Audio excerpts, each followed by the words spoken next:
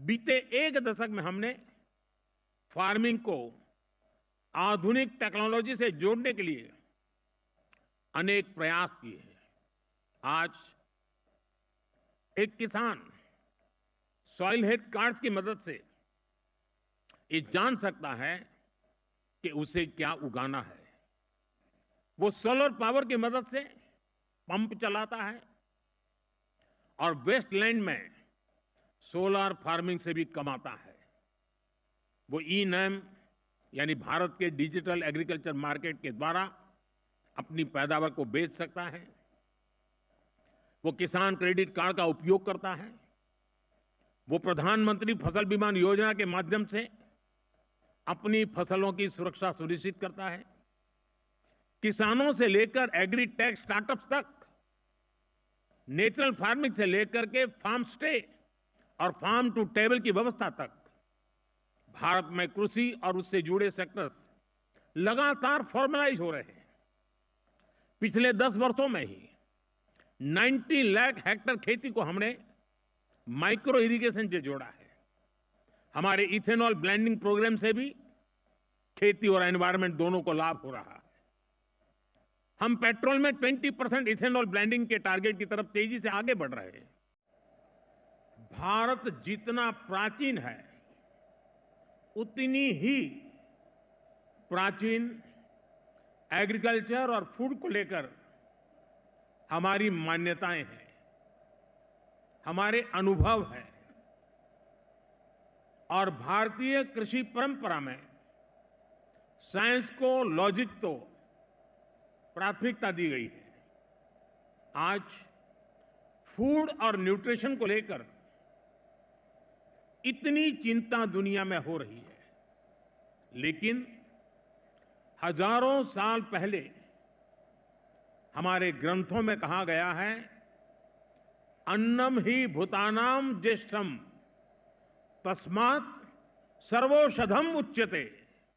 अर्थात सभी पदार्थों में अन्न श्रेष्ठ है, इसलिए अन्न को सभी औषधियों का स्वरूप, उनका मूल कहा गया है। हमारे अन्न को औषधीय प्रभावों के साथ इस्तेमाल करने का पूरा आयुर्वेद विज्ञान है। ये पारंपरिक नॉलेज सिस्टम भारत के समाज जीवन का हिस्सा है। फ्रेंड्स, लाइफ और फूड को लेकर ये हजारों वर्ष पहले का भारतीय विजडम है। इसी विजडम के आधार पर भारत में एग्रीकल्चर का विकास हुआ है।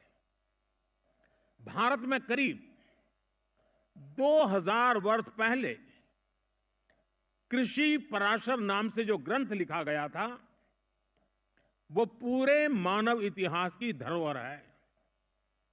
ये वैज्ञानिक खेती का एक कॉम्प्रिहेंसिव डॉक्यूमेंट है, जिसका अब ट्रांसलेटेड वर्जन भी मौजूद है।